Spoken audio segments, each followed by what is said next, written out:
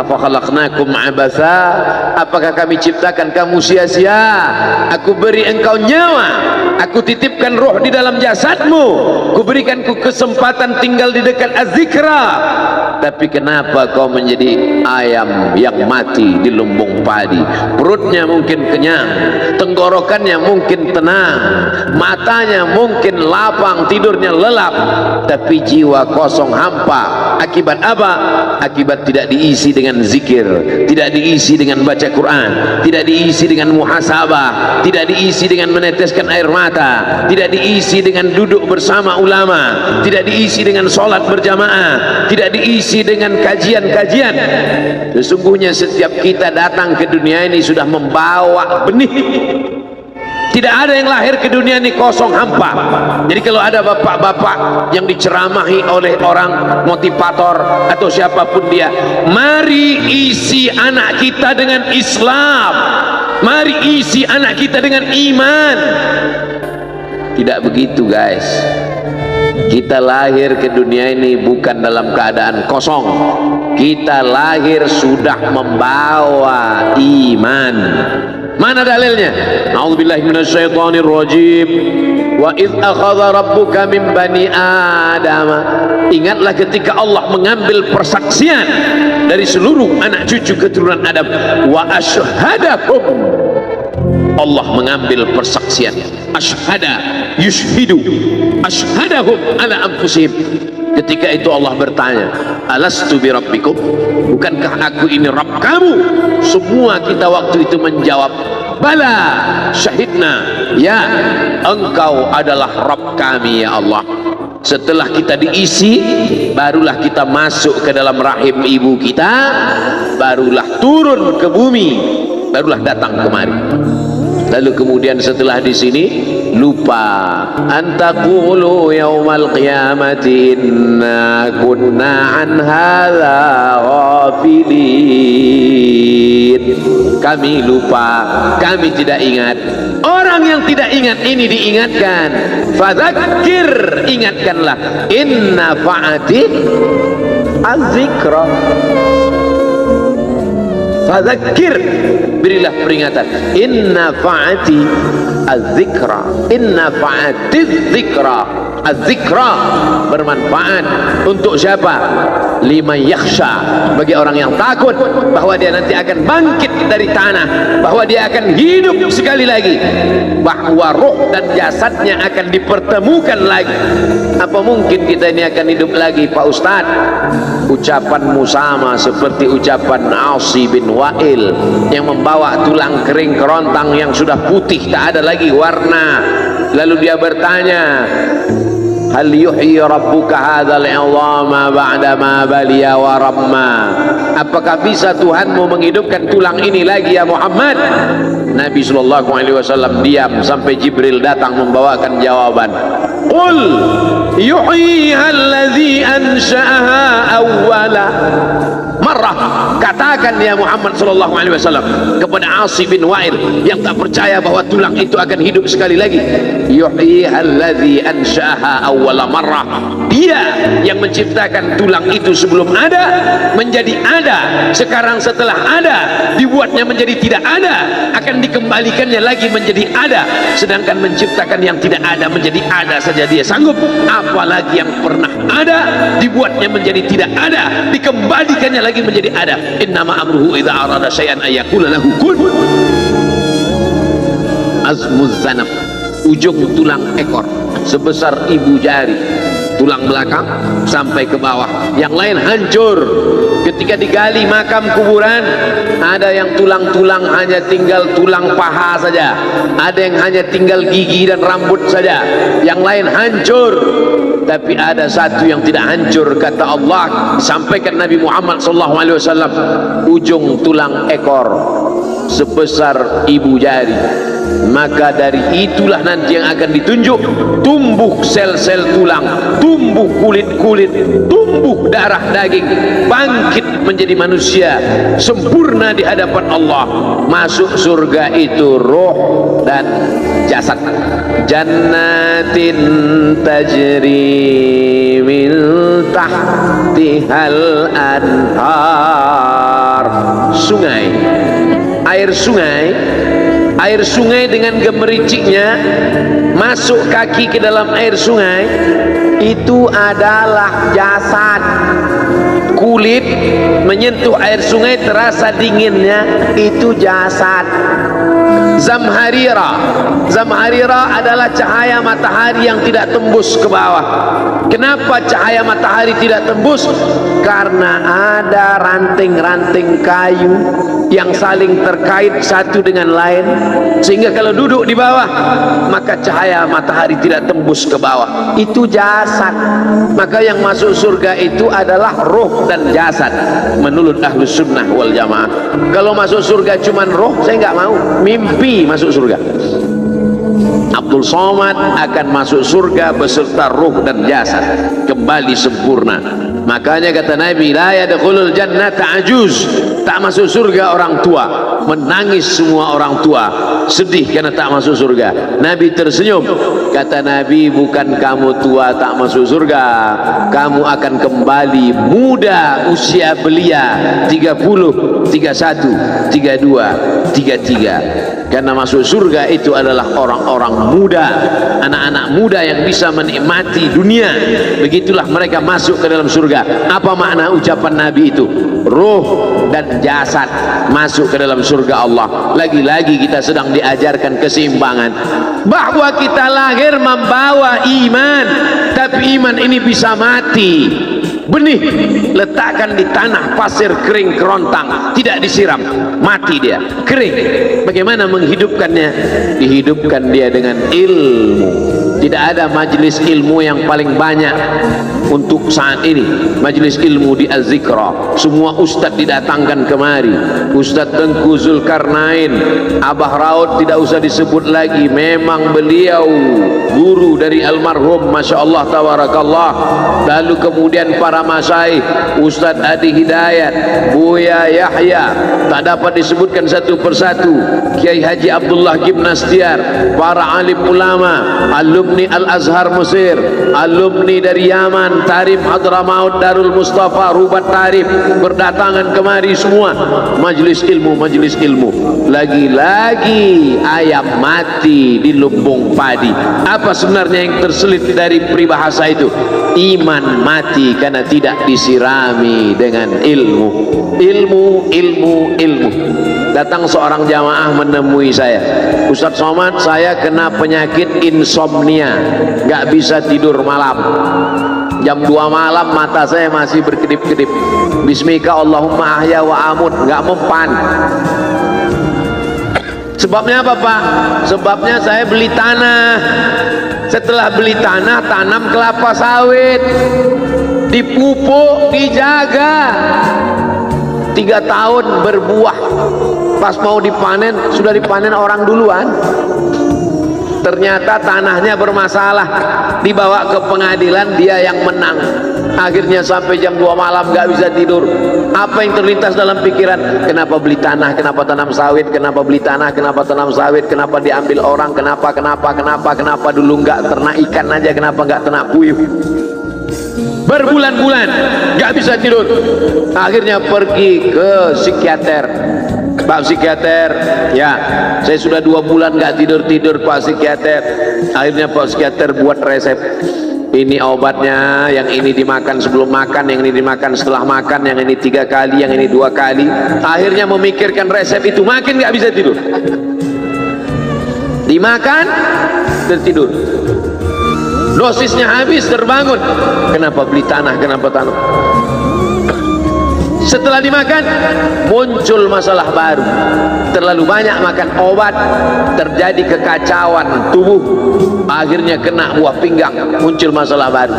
Sampai akhirnya saya ketemu MP3 Ustadz. Saya dengarkan sebelum tidur malam. Begitu saya dengar, saya tidur. Makanya saya tidak marah kalau ada jamaah itu tidur. Itu menunjukkan jiwanya tenang. Karena dia tidak kena penyakit insomnia.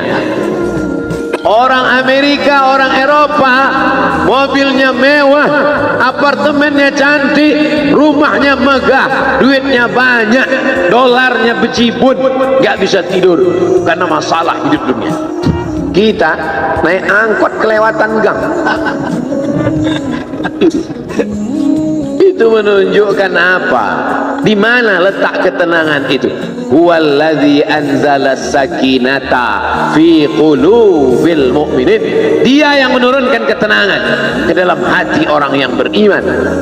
Oleh sebab itu maka iman ini mesti disiram dengan ilmu. Majlis ilmu adalah majlis zikir.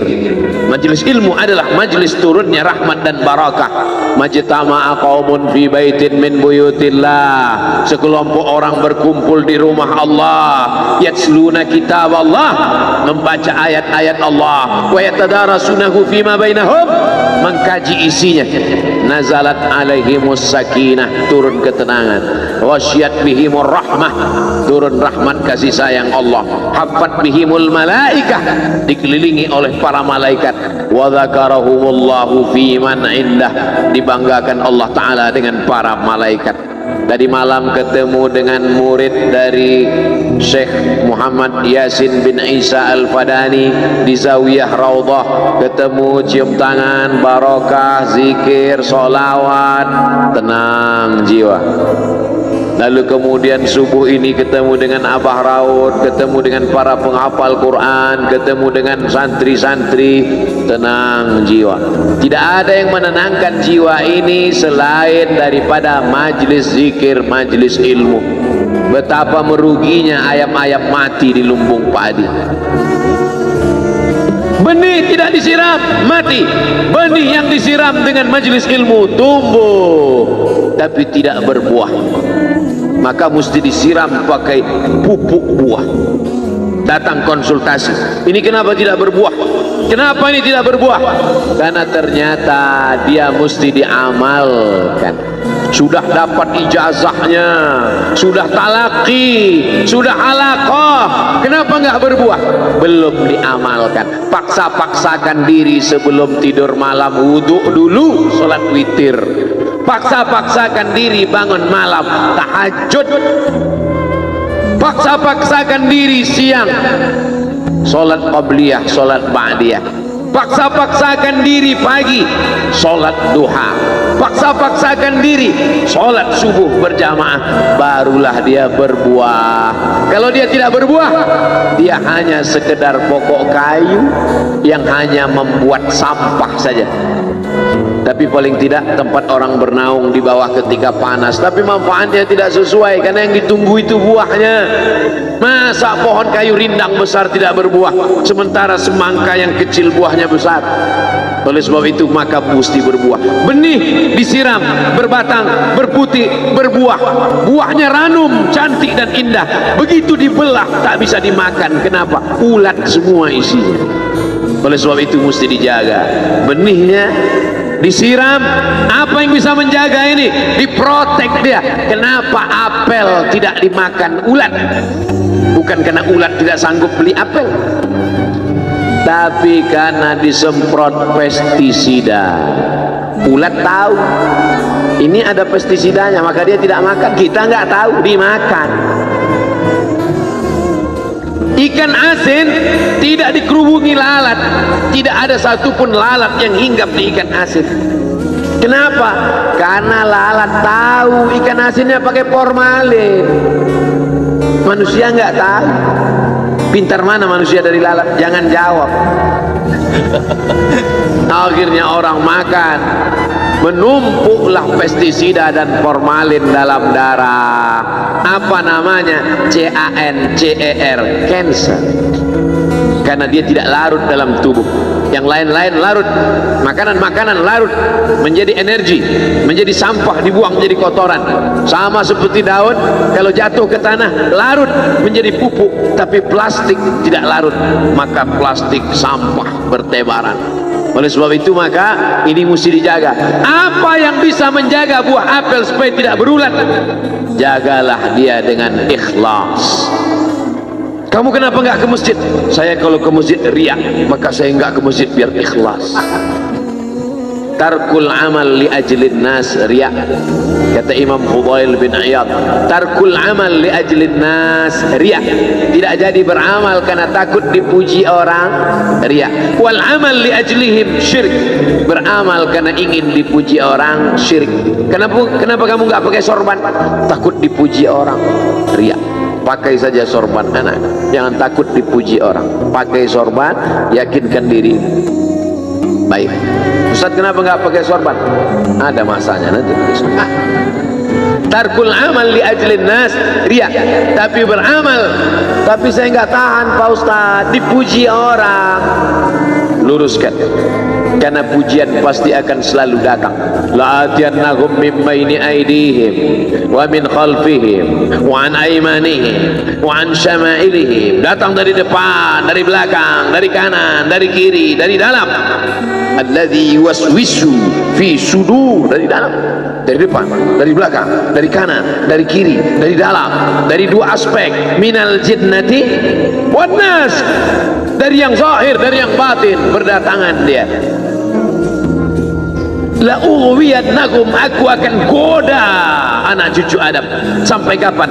Madamat arwahuhum fi ajsadihim, selama roh masih bersemayam dalam jasad, selama masih hidup, dia terus menggoda. Kapan kita berhenti dari godaan ini?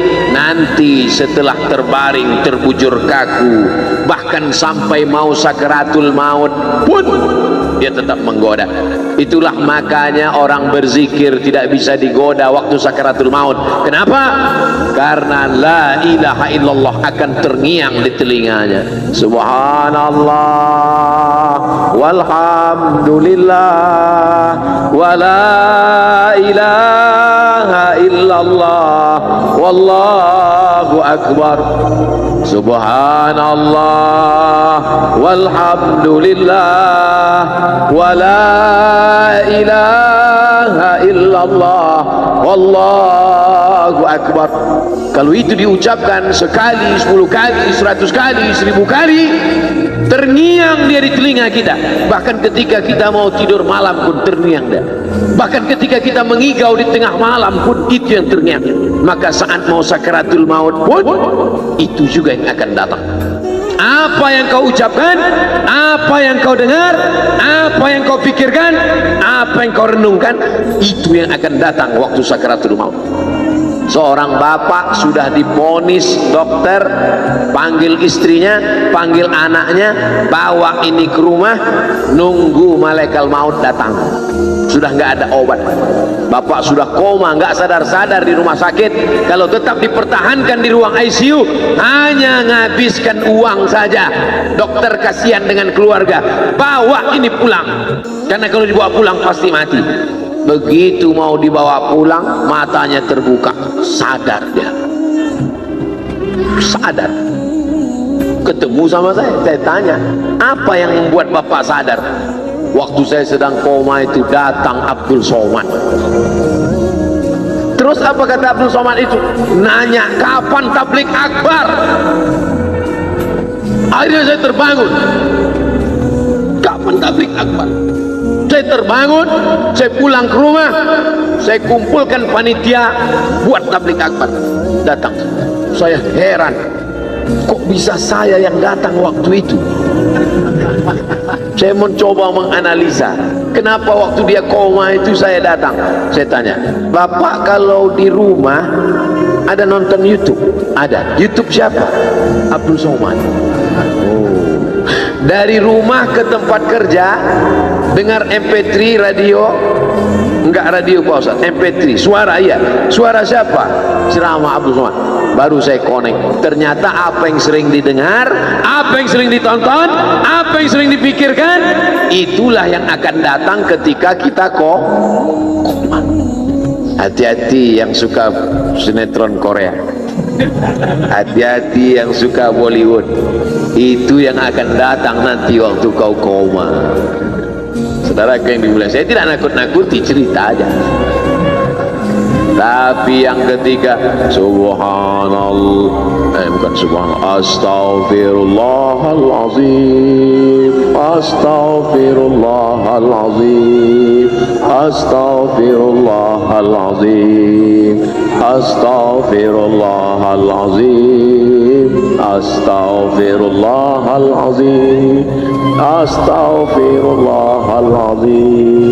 astaghfirullahalazim, astaghfirullahalazim, astaghfirullahalazim, astaghfirullahalazim, astaghfirullahalazim, astaghfirullahalazim, astaghfirullahalazim, astaghfirullahalazim, astaghfirullahalazim, astaghfirullahalazim, astaghfirullahalazim, astaghfirullahalazim, astaghfirullahalazim, astaghfirullahalazim, astaghfirullahalazim. Mudah-mudahan saat kita akan sakaratul maut, itulah yang akan datang ke telinga. Waktu saya melantunkan astagfirullahalazim dengan irama itu, siapa yang terbayang tadi? Ustaz Al-Mukarram Sa'arifin Ilm. Almar'u ma'aman ahab. Orang akan tetap selalu bersama, tetap selalu bersama. Itulah lantunan pertama yang saya dengar pertama kali di Pekanbaru, di halaman sekolah polisi SPN Pekanbaru. Sekarang sekolah polisi itu sudah jadi kantor Kapolda karena pindah. Setiap saya lewat di situ kenangan. Disinilah pertama kali, dan itulah lagu itulah sampai hari ini. Maka kalau saya lantunkan, saya ingat orangnya, saya terbayang wajahnya. Itu betul kata Nabi, almar'u ma'aman ahab. Orang tidak akan pernah. Saya kalau diundang untuk ceramah kemarin berpikir 2-3 kali. Dulu saya membaca riwayat tentang Bilal bin Rabah yang pindah ke Damaskus setelah Nabi meninggal. Saya tidak paham cerita itu, karena Bilal bin Rabah pindah ke Damaskus, tidak mau azan lagi. Gak mengerti saya kisah itu ya. Yang saya pahami, setelah Nabi meninggal, dia pindah ke Damaskus, azan di Damaskus, Suriah. Diminta oleh Abu Bakar supaya datang ke Madinah azan, gak mau. Diminta oleh Sayyidina Umar, Bilal datang ke Madinah azan, enggak. Sampai akhirnya datang Sayyidina Al-Husain. Kata Sayyidina Al-Husain, datanglah. Bilal datang. Datang Bilal dari Damaskus ke kota Madinah, dan dia azan. Azannya tidak selesai. Kenapa tidak selesai? Karena dia merasakan kalau dia azan, bahwa nanti yang jadi imam Rasulullah. Dan ternyata perasaan itu sama bagi orang Madinah. Orang Madinah mendengar suara itu dulu lama sekali, dulu 3-5 tahun yang lalu. Dan kalau sudah suara itu terdengar, pasti nanti imamnya adalah Rasulullah. Ramai mereka datang, ramai mereka datang. Luar biasa ini azan, kata mereka. Karena kalau sudah azan ini yang pasti nanti imamnya.